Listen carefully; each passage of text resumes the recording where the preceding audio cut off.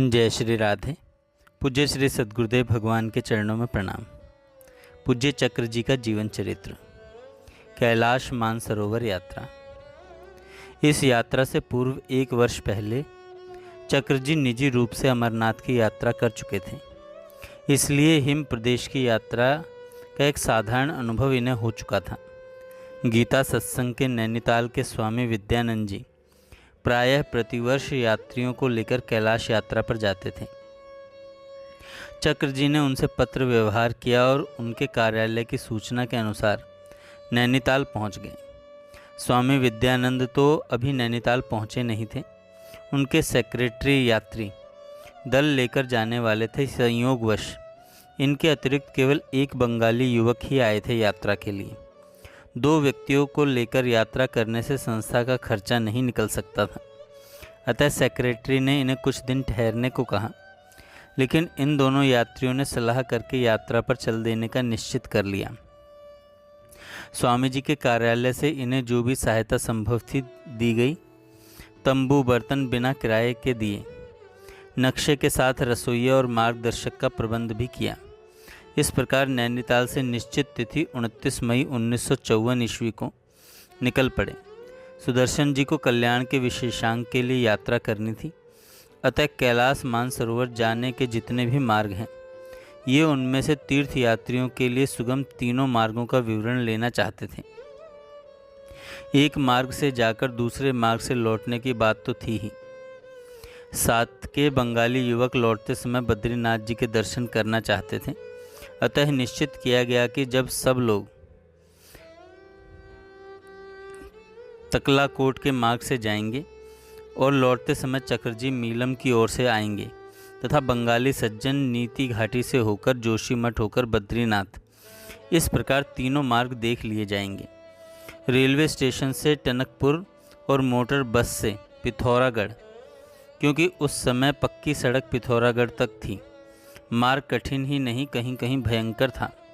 धारा चूला होते हुए गव्यांग तक जो भारतीय सीमा का अंतिम कस्बा मिला, वहाँ तक कोई विशेष कठिनाई नहीं हुई।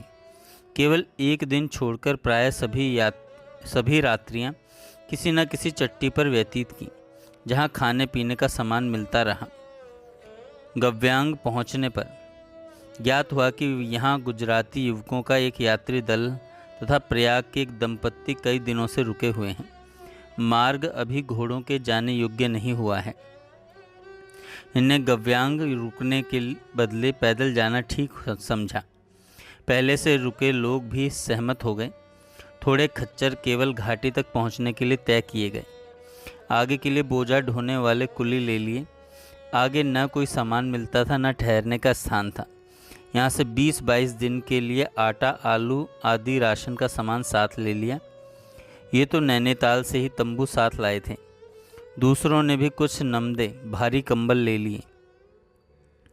गव्यांग से चलकर एक रात विश्राम किया और दूसरे दिन तीसरे पहर में घाटी के नीचे तक पहुँच गए थे। पूरी घाटी हिमाच्छादित थी। इधर उधर चट्टानों पर तंबू लग गए थे। दूसरे दिन प्रातः 3 बजे रात रहते ही चल देना था, जिससे घाटी की तरफ दिन में नरम हो, उससे पहले ही उसे पार कर लिया जाए। बर्फ़ जब नरम हो जाती है तब उसमें कहीं कहीं कमर तक धंस जाने का भय रहता है। वहाँ कितनी सर्दी थी, इसका अनुमान हम घर बैठकर नहीं लगा सकते। उसी भयंकर शीत में 3 बजे उठकर चलना पड़ा। किसी प्रकार उबलता पानी नित्य कर्म संपन्न करने को डाला तो स्नान तो हुआ। मूँछों पर बर्फ़ के कण जम गए। कटी वस्त्र समेटे नहीं जा सका, बर्फ़ से जकड़ गया। तंबू समेटे गए और भगवान का नाम लेकर चढ़ाई प्रारंभ की। 2-2 जोड़ी गर्म मौजे और भारी बूटों के भीतर पैर ठंड से कटे जा रहे थे। चढ़ने के श्रम के कारण कुछ गर्मी आ जाती थी। सभी ने ऊनी कोट के ऊपर बरसाती कोट भी पहन लिए थे और सिर भली प्रकार ढक लिया था। चक्र जी यात्रा के पूर्व ही गोरखपुर से चित्रकार जगन्नाथ जी का पेंट मंगाकर ले आए थे। यात्रा में कहीं नाला या तैलिया पार करनी पड़े तो ये 2 बड़ी पॉलीथीन थैली दोनों पैरों में डालकर कमर तक बांध लेते, जिससे पानी अंदर न घुस जाए। जब पार कर लेते तो दूसरे किनारे पर जाकर पॉलीथीन उतार कर झड़क देते। इस प्रकार स्वयं को सूखा रखकर यात्रा करते। इन्होंने इन्हीं 10-15 दिनों जीवन में यही पैंट पहनी। बस शिखर पर पहुंचते पहुंचते हिमपात प्रारंभ हो गया। जैसे नारियल के गिरी कद्दूकस से कसी हो, पतले कागज के समान आधे इंच के टुकड़े बरसाए जा रहे हों।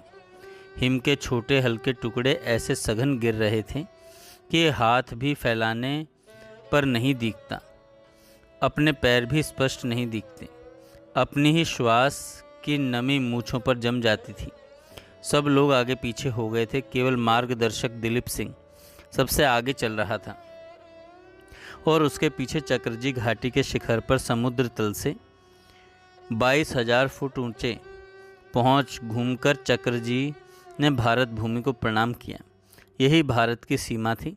अब चीन द्वारा अधिकृत तिब्बती सीमा में प्रवेश करना था। मैं यहाँ से फिसलता हूँ, चक्रजी ने दिलीप सिंह से कहा, क्योंकि मैं कश्मीर में सोनमार्ग में बर्फ़ पर फिसलने का अभ्यास कर चुका हूँ। झटपट नीचे पहुँच जाऊँगा। भूलकर भी ऐसा मत कीजिए। बहुत धीरे और सावधानी से मेरे पद चिन्हों पर पैर रखते हुए चलिए।